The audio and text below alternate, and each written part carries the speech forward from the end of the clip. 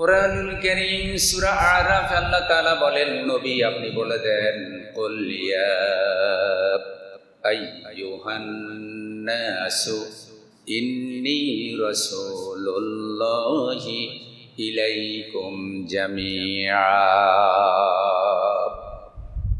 নবী আপনি বলে দেন, হে জগতের মানুষ, আমি তোমাদের সকলের জন্য আল্লাহর রাসূল। সুবহানাল্লাহ কি বলা যায়? সবার জন্য, শুধু মুসলমানের জন্য না, সব মানুষের জন্য তিনি রাসূল। সেই রাসূলের শান এবং মান সৃষ্টি জগতের সকলের উপরে, তাম দুনিয়ার মান সম্মান ইজ্জত এক জায়গায় করলে আল্লাহর রাসূলের সম্মান বহুগুণে বেশি হয়ে যাবে। চরিত্রে সেরা, আদর্শে সেরা, ন্যায় বিচারে সেরা, শাসক হিসাবে সেরা, স্বামী হিসাবে সেরা, নানা হিসাবে সেরা, প্রতিবেশী হিসাবে সেরা, ব্যবসায়ী হিসাবে সেরা, একজন চিকিৎসক হিসাবে সেরা, চিকিৎসক, কল্যাণকামী হিসাবে সেরা, আলেম হিসাবে সেরা। শ্রেষ্ঠত্বের যত কোয়ালিটি আছে, সব কোয়ালিটি আল্লাহ তাআলা তার রাসূলকে পরিপূর্ণরূপে দান করেছে।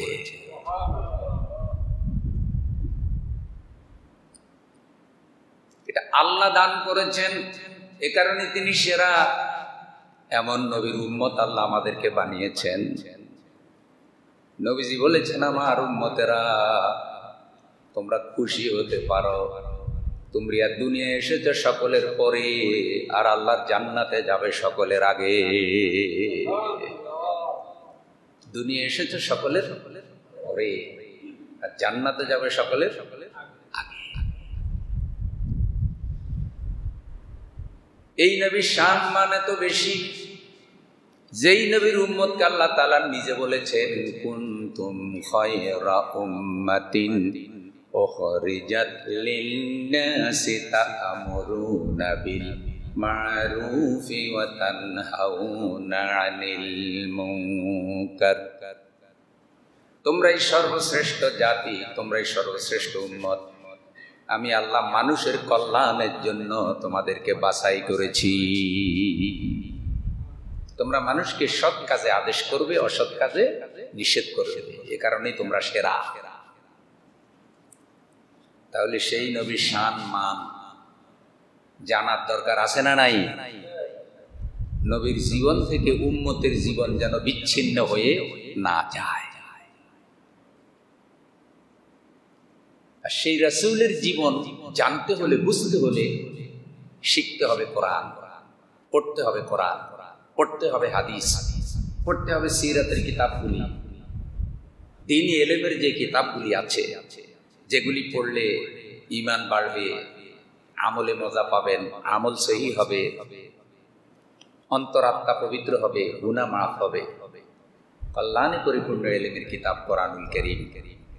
কোরআনুল কারীমের ব্যাখ্যা হলো হাদিস শরীফ, এবং কোরআন হাদিসের আলোকে অন্যান্য ইসলামী গ্রন্থ। এই সবগুলি পড়লে ইসলাম সম্পর্কে জানা যাবে, সিরাতের কিতাবগুলি পড়লে নবীজির শান মান সম্পর্কে জানা যাবে। আল্লাহ আমাদেরকে জানার, মানার তৌফিক দান করুন। বন্ধুগণ, তাহলে পড়তে হবে, জানতে হবে, বুঝতে হবে।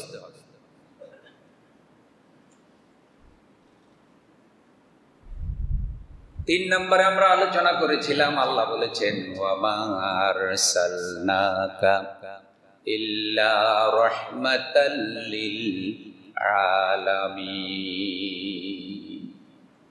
আমি আল্লাহ আপনাকে জগতের জন্য রহমত হিসেবে পাঠিয়েছি। সুবহানাল্লাহ।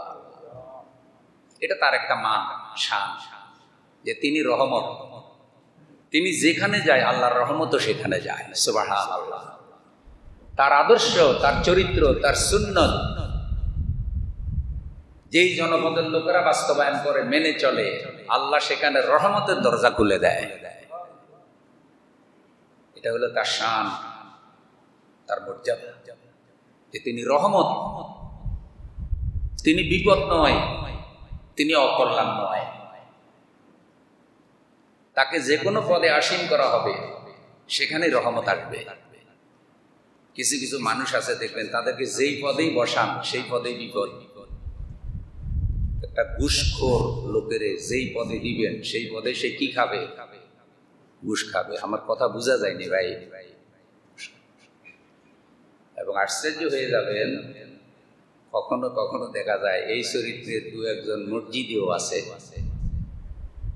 এবং ঢাকা শহরে কোনো কোনো বড় মসজিদের খতিব নিয়োগেও, ইমাম নিয়োগেও এই ঘুষের প্রচলন অন্যভাবে হয়। ঘুষটা নাম দিয়ে হয় না, অন্য নামে হয়,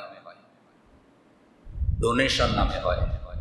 মসজিদের জন্য দান করেন ইত্যাদি ইত্যাদি ইত্যাদি। আল্লাহ এগুলি বুঝে কি বুঝে না? আল্লাহ জানে।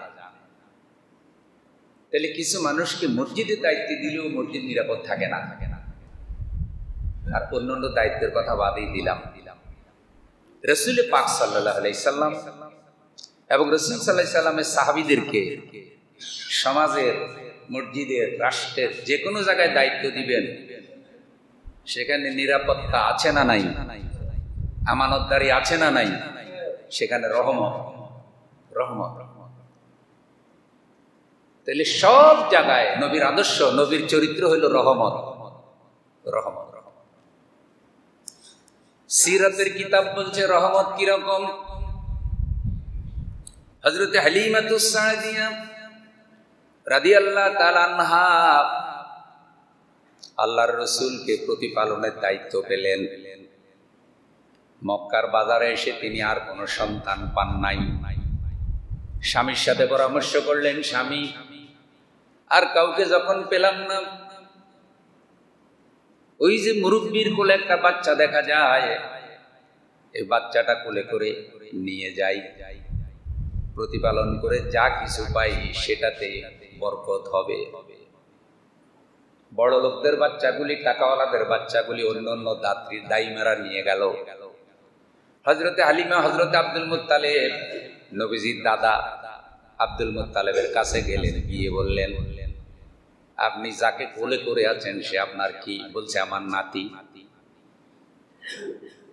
এই সন্তানের পিতা সন্তান গর্ভে থাকা অবস্থায় ইন্তেকাল করেছে, আমি তার দাদা।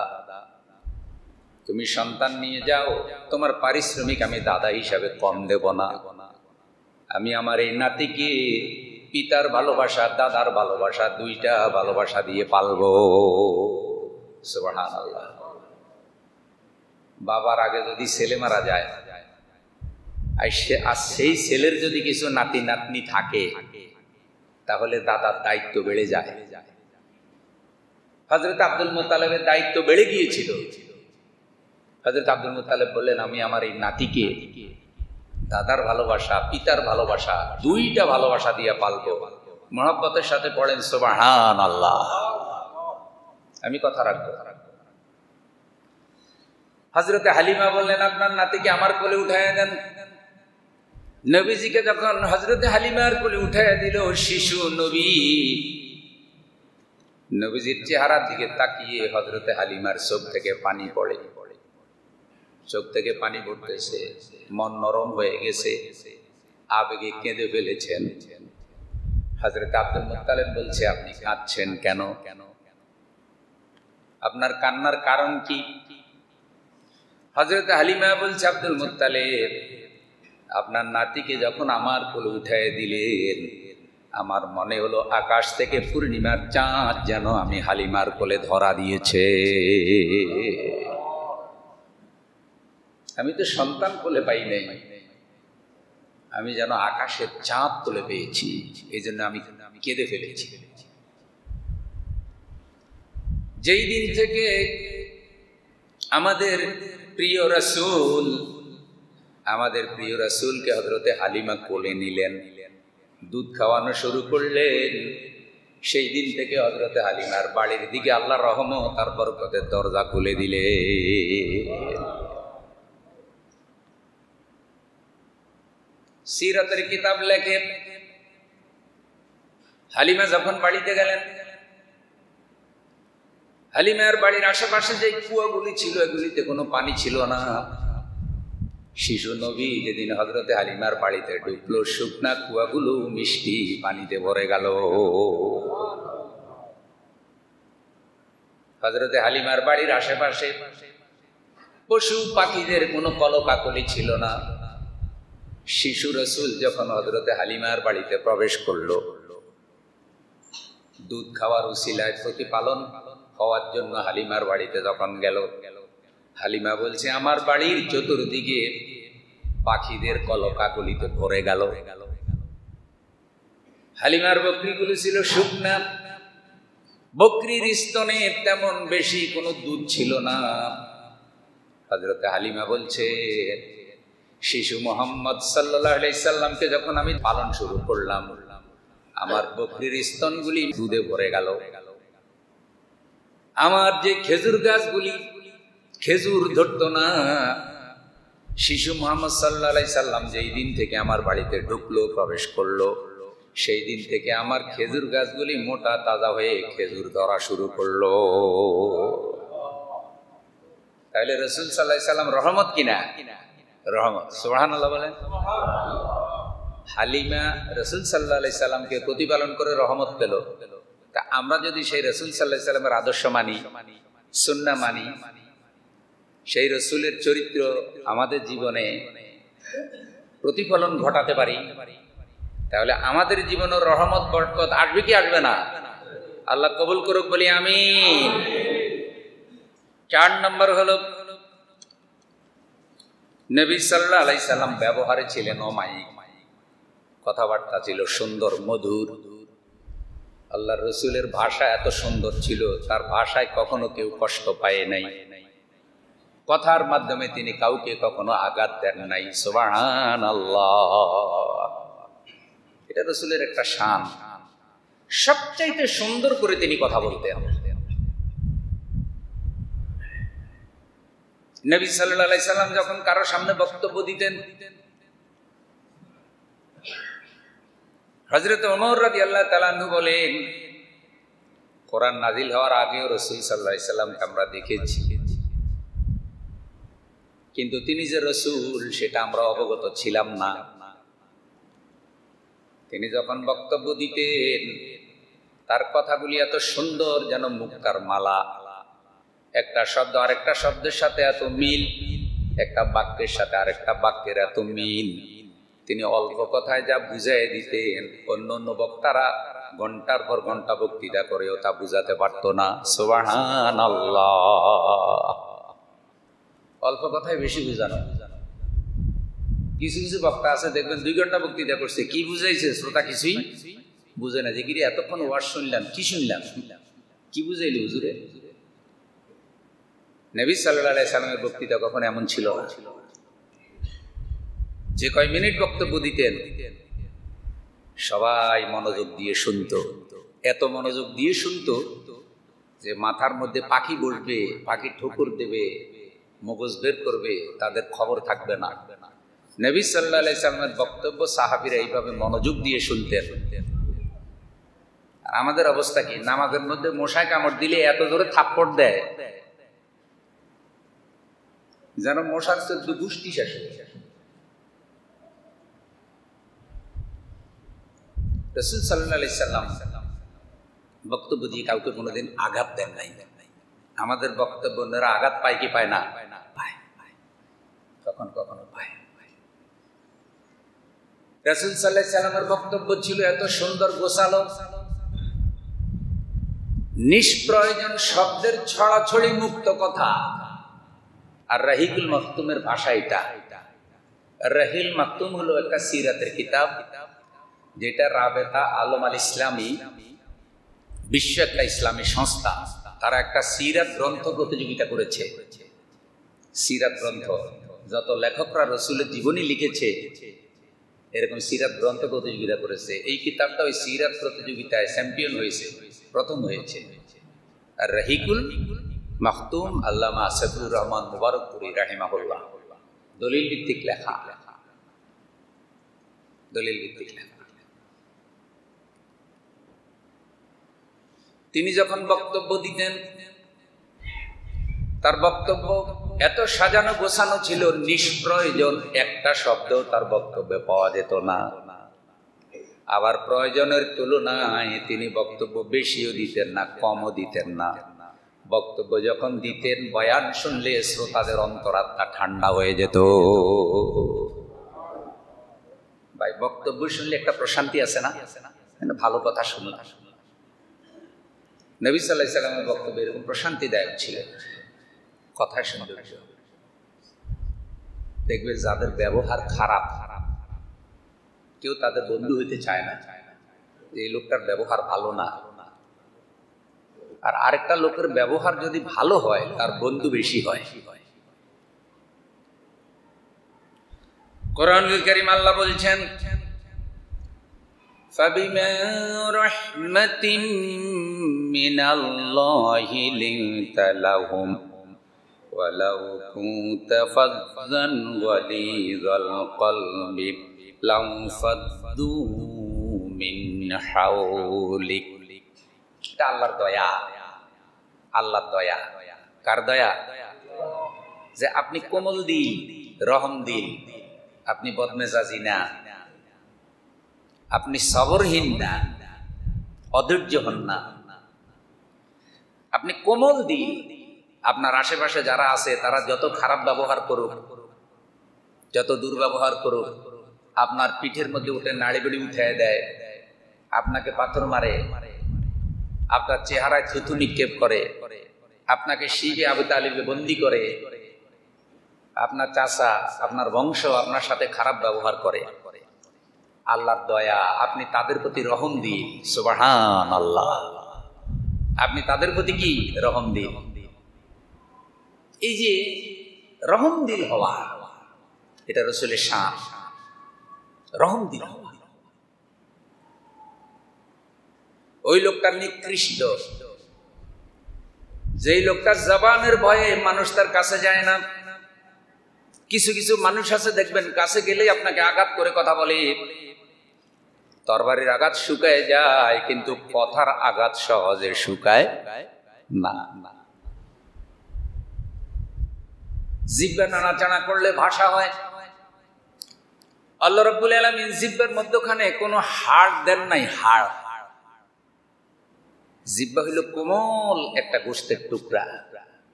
জিহ্বা কোমল, কোনো হাড় নাই। হাড় যে দেন নাই, আচ্ছা জিহ্বার মধ্যে হাড় দিলে অসুবিধা ছিল। হাড় দিলে জিহ্বার রডের মতো সোজা হয়ে থাকতো, পায়ের হাড়ের মতো, তাহলে জিহ্বার নাড়াচাড়া করতো না, ভাত তরকারি চাবাইতে পারতেন না, গিলতে পারতেন। যেটা যেখানে কোমল দেওয়ার দরকার সেটা আল্লাহ দিলেন। কিন্তু জিহ্বাকে কন্ট্রোল করার জন্য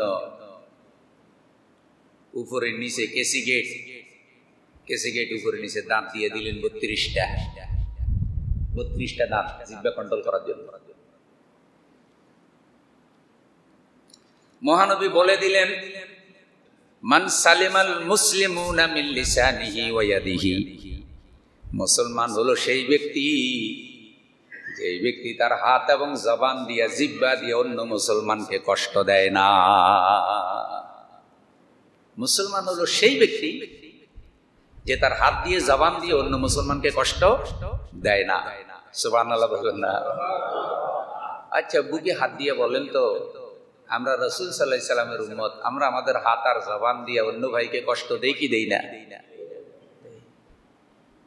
গত সপ্তাহে অনলাইনে একটা ভিডিও দেখলাম, ফরিদগঞ্জ বা কোথাও হবে, ছেলে তার মাকে জবাই করে দিয়েছে।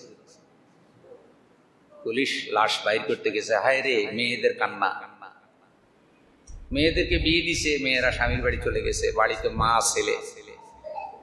এখন সন্তান তার মাকে জবাই করে দিছে শুরু থেকে। সন্তানের থেকে মা নিরাপদ না। আবার এমন এমন ঘটনা ঘটছে, কন্যা তার বাবা মা দুইজনকে শেষ করে দিচ্ছে। আলোড়ন সৃষ্টিকারী ঘটনা আগে ঘটেছিল একটা বড় কর্মকর্তাদের মধ্যে, ঐশী নামক এক মেয়ে। এখনো আরো ঘটনা ঘটে, সবগুলা ভাইরাল হয় না। আবার সাম্প্রতিক সময় নেশাখোর সন্তানের অত্যাচার থেকে বাঁচার জন্য, নিজেকে রক্ষা করার জন্য একজন পিতা কুড়েল দিয়ে কোপাইয়া তার সন্তানকে মেরে ফেলছে। এই ভিডিও ভাইরাল হয়েছে অনলাইন। পিতাকে পুলিশ নিয়ে গেছে, পিতার অসহায় চাহনি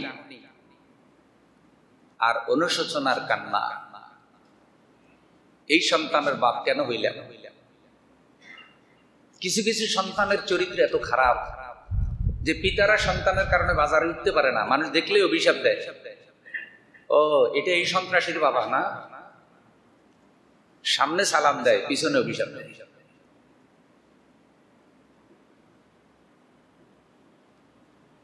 আল্লাহ তাআলা আমাদের চরিত্র, আমাদের জবান, আমাদের অঙ্গ প্রত্যঙ্গ আমাদের জন্য রহম দিল করে দিন, সহনীয় করে দিন। আমার জবান দ্বারাই অন্য ভাই যেন কষ্ট না পায়, বলেন আমিন।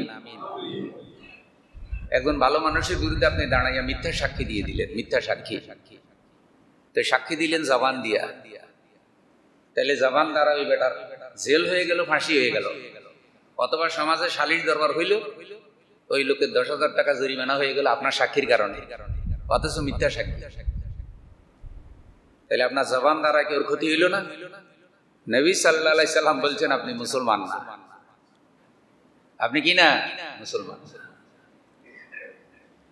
তাহলে দেখছেন তো, হাত জবানের থেকে, অন্যায় থেকে, অনিষ্ট থেকে যেন অন্য মুসলমান নিরাপদে থাকে, এটা রাসূলের শান, এটা রাসূলের শান, শান, এটা শান মান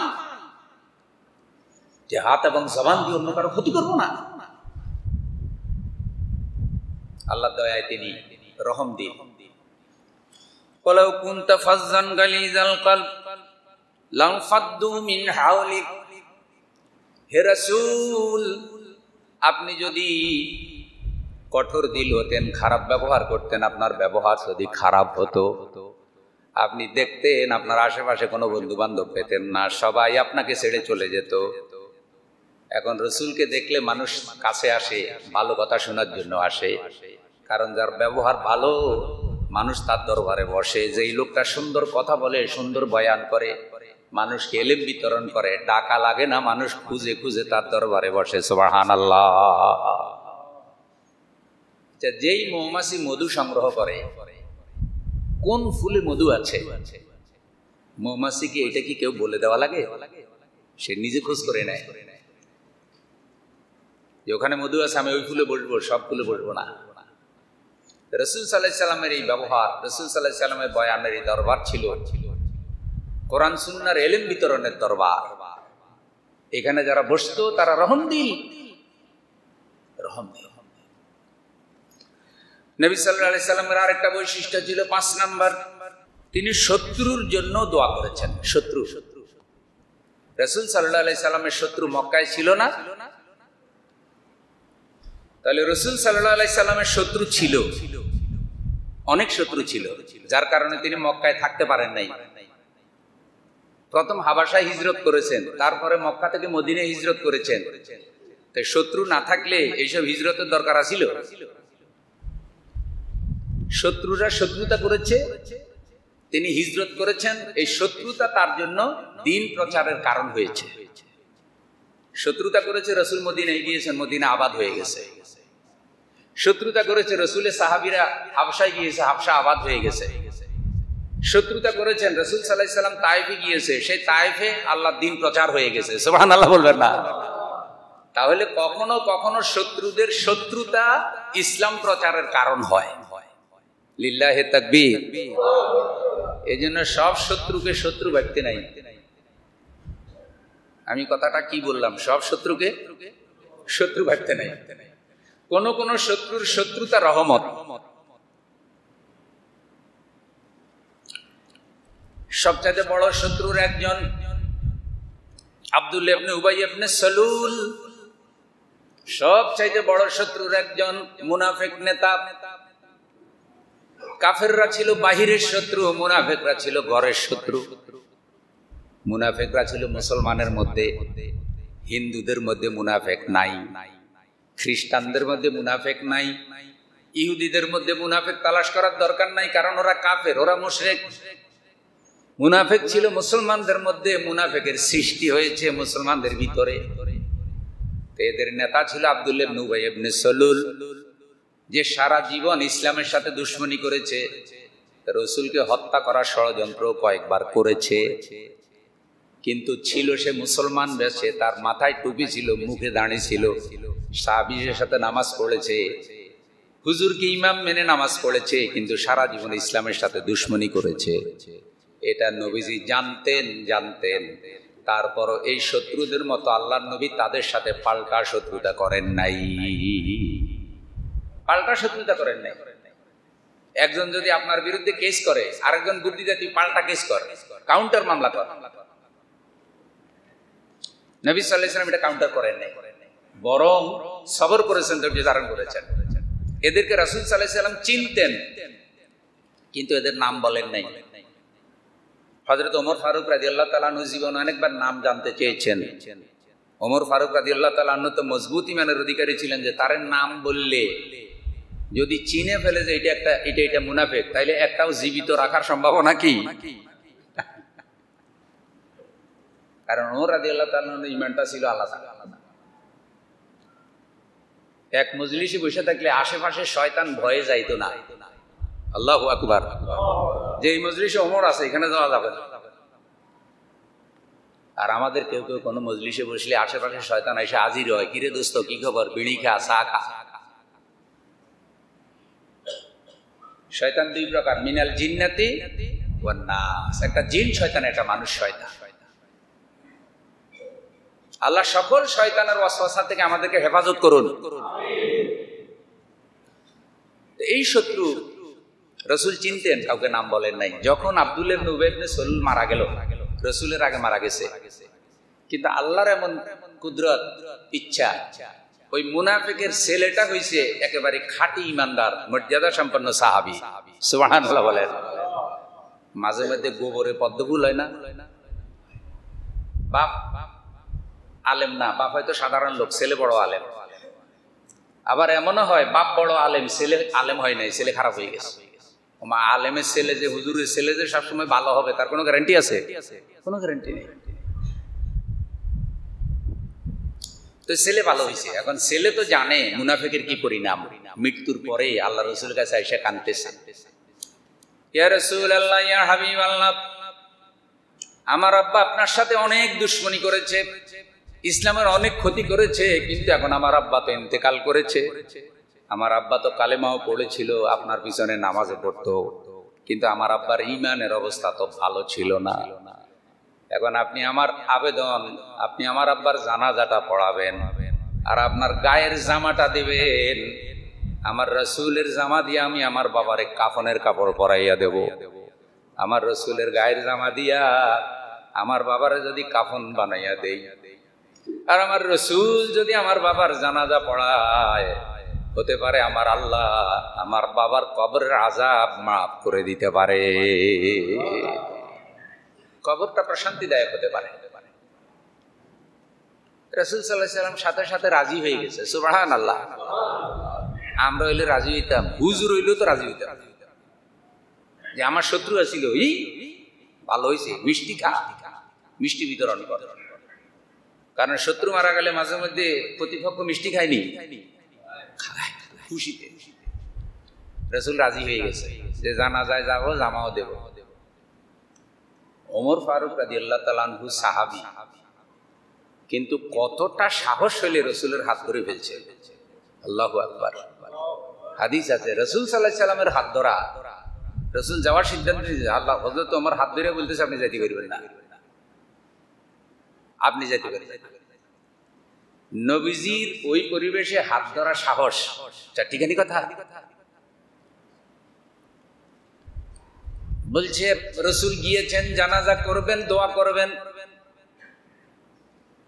আল্লাহ তাআলা রাসূলকে জানাই দিলেন, রাসূল এই লোকটা এমন পাপী, এই লোকটা এমন গুনাহগার, একবার দুইবার নয়, আপনি রাসূল যদি তার জন্য ৭০ বারও দোয়া করেন, আমি রাসূল আপনার দোয়া কবুল করব না। আমার সম্মানিত মুসল্লিয়ানে কেরাম, উনি সাধারণ ব্যক্তি না, উনি আল্লাহর রাসূল। যিনি আল্লাহর কাছে দোয়া করতে দেরি, কবুল হতে দেরি নাই। সুবহানাল্লাহ বলবেন না? উদউনি আস্তাজিব লাকুম, আমার কাছে দোয়া করো, আমি তোমার সব দোয়ার জবাব দেব। রাসূল সাল্লাল্লাহু আলাইহি সাল্লামের শান মান এমন যে অন্তরে অন্তরেও যদি আল্লাহর কাছে কামনা করে সেটাও আল্লাহ কবুল করে ফেলে। আর সে আল্লাহ বলতেছে আপনি 70 বার দোয়া করলেও আমি দোয়া কবুল করব না। রাসূল সাল্লাল্লাহু আলাইহি সাল্লাম হেসে উঠে বলে, আল্লাহ আমি 70 বারের বেশি করব। সুবহানাল্লাহ। আল্লাহ গো, আপনি 70 বারের কথা বলছেন, আমি 70 বারের বেশি করব, তাইলে তো হইল। আপনি একটু চিন্তা করেন তো, শত্রুর ব্যাপারে এই নীতিমালা, আর আমরা বলতেছি আল্লাহ আমার শত্রু, ওর বাড়িতে ঠাডা বলুন, ওর ল্যাংড়া হোক, ওর কলেরা হোক, ওর ডায়রিয়া হোক, অভিশাপ দেয় না?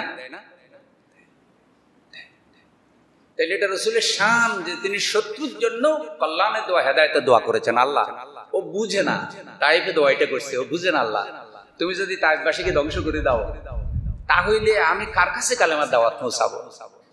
জিবরাইল এসে যখন তাইফে হুজুরের কাছে অনুমতি চাইছে যে আল্লাহ তাআলা অনুমতি দিয়েছে, আপনি যদি অনুমতি দেন তাহলে তাইফবাসীকে আমি শেষ করে দেব পাহাড় চাপা দিয়া।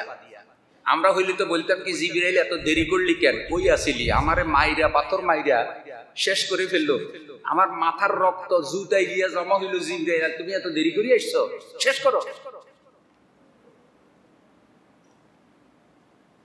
কিন্তু রাসূল সাল্লাল্লাহু আলাইহি সাল্লাম যে জবাব দিলেন, কিয়ামত পর্যন্ত শ্রেষ্ঠ জবাব। সুবহানাল্লাহ। এই কারণেই তো তিনি রাসূল, এটাই তো তার শান, এটাই তো তার মান। কি জবাব দিলেন জিবরাইল? তুমি তো আল্লাহ থেকে অনুমতি নিয়ে আসছো, কিন্তু ওরা তো ঈমান বুঝে না, কালেমা বুঝে না। হতে পারে এদের সন্তান, এদের ছেলে মেয়ে, ভবিষ্যৎ বংশ এটা বুঝবে। আমি যদি অনুমতি দেই, তুমি যে এদের সকলকে তুমি যদি পাহাড় চাপা দিয়া তাইফে ধ্বংস করে দাও, তাহলে জিবরাইল বলো আমি কার কাছে দাওয়াত দেব? কালেমা লা ইলাহা ইল্লাল্লাহু মুহাম্মাদুর রাসূলুল্লাহ সাল্লাল্লাহু আলাইহি ওয়াসাল্লাম। আপনারা এখন হাজী সাহেবের হজে গেলে তো তাইফ যান, আহা সেই তাইফে এখন কালেমার পতাকা পতপত করে উঠছে, রাসূলের স্মৃতি বিজড়িত তাইফ। এখন রাসূল জামা দিয়েছেন বলেও মত দিয়েছেন, কেউ কেউ বলছেন দেন নাই, কিন্তু জানাজা পড়াইছেন, দোয়া করেছেন। আল্লাহ কোরআনে আয়াত নাজিল করছে, এই ক্ষেত্রে আয়াতটা হযরত ওমরের মতের পক্ষে গেছে। সুবহানাল্লাহ। আপনারা তো হাদিস জানেন, রাসূল সাল্লাল্লাহু আলাইহি সাল্লাম বলেছেন আমার পরে যদি রাসূলের দরজা খোলা থাকতো তাহলে ওমরকে আল্লাহ রাসূল বা নবী বানাইতেন। তো ওমরের মত আল্লাহ সমর্থন করছে, এটাও একটা জায়গা। সূরা তাওবায় অনেকগুলি আয়াত নাজিল হয়েছে, সেখানে এই কথা আল্লাহ বলছে, ইস্তাগফির লাহুম আও লা তাস্তাগফির লাহুম ইন তাস্তাগফির লাহুম 70 মাররা ফালান ইয়াগফিরাল্লাহু লাহুম। দয়ার নবী, মায়ার নবী গো, আপনি যদি তাদের জন্য ক্ষমা চান আর না চান এটা সমান, এটা সমান। আপনি যদি 70 বার বা 70 বারের বেশিও আপনি দোয়া করেন, আমি আল্লাহ আপনার দোয়া কবুল করব না। আপনি কেন তার জানাজা পড়ালেন, কেন তার কবরের কাছে দাঁড়ালেন? তারা ইসলামের এত ক্ষতি করেছে, ও নবী কোন ইমানদার যেন তাদের কবরের কাছে না দাঁড়ায়। বরং আল্লাহ তাআলা বলে দিলেন, ইন্নাল মুনাফিকিনা ফিদ দারকিল আসফালি মিনান নার। কাফেররা যে জাহান্নামে যাবে, কাফেররা যে জাহান্নামে যাবে, মুনাফিকেরা তার থেকেও ভয়ঙ্কর জাহান্নামে যাবে। আল্লাহ আমাদেরকে মুনাফিকি থেকে রক্ষা করুন, ধরে বলেন আমিন। মুনাফিক হলো যার কথায় আর কাজে কি নাই, মিল নাই। কথা বললে মিথ্যা বলে, আমানত রাখলে খেয়ানত করে, ওয়াদা করলে ওয়াদা রক্ষা করে না। এগুলি মুনাফিকের চরিত্র। ঝগড়া লাগলে গালিগালাজ করে, গালিগালাজ কথাবার্তা হইতে পারে, ঝগড়া হইতে পারে, কখনো ভালো ভালো ঝগড়া হয়, কিন্তু গালি হবে না। ইমানদারের ঝগড়ার মধ্যে কোনো গালি নাই, কিন্তু ওরা কথা ঝগড়া লাগলে গালিগালাজ করে, এগুলো মুনাফিকের লক্ষণ। তো ভাই সব, আজকে আমরা নতুন যেই কয়েকটা পয়েন্ট শুনলাম, একটা হলো রাসূল সাল্লাল্লাহু আলাইহি সাল্লাম রহম দিল ছিলেন। রহম দিল, আমাদের জবান, হাত, আমার ভাই প্রতিবেশী কাউকে আমরা কষ্ট দেব না। আমাদের ইমানে আমলে আমাদের অঙ্গ প্রত্যঙ্গে ইসলামের সৌন্দর্য ফুটে উঠবে, কারণ আমরা সেই নবীর উম্মত। বলেন আমিন। আর রাসূল সাল্লাল্লাহু আলাইহি সাল্লাম শত্রুর ব্যাপারে যে নীতিমালা পোষণ করতেন, হতে পারে আমার ভাইয়ের সাথে দুশ্মনী, ছেলের সাথে দুশ্মনী, বাপে ছেলেও দুশ্মনী আছে ভাই। দেখেন আমারে বিয়েতে দাওয়াত দিছে, কিন্তু ওনার আপন বাইরে দাওয়াত দেয় নাই। তো ওনার বন্ধু আমারে কানে কানে বলতেছে, হুজুর ওরা একটু ভালো করে বুঝাই বলেন। ওনার ধারণা যে হুজুররা বুঝাইলে বুঝবে, কিন্তু আসলে হুজুরদের ওয়াজও তো সবাই সোজা হয় না, কথা বুঝেন না। সব ওয়াজ কি সবাইকে ধরে? তা আমি আস্তে করে ওনারে বললাম, ভাই আমার দাওয়াত দিচ্ছেন, খুশি হয়েছে আপনার মেয়ের বিয়ে, কিন্তু আপনার মেজো বাইরে দাওয়াত দিচ্ছেন কিনা? কয় না। আমি বললাম, তা আপনার আপন ভাই দাওয়াতটা দিয়ে না।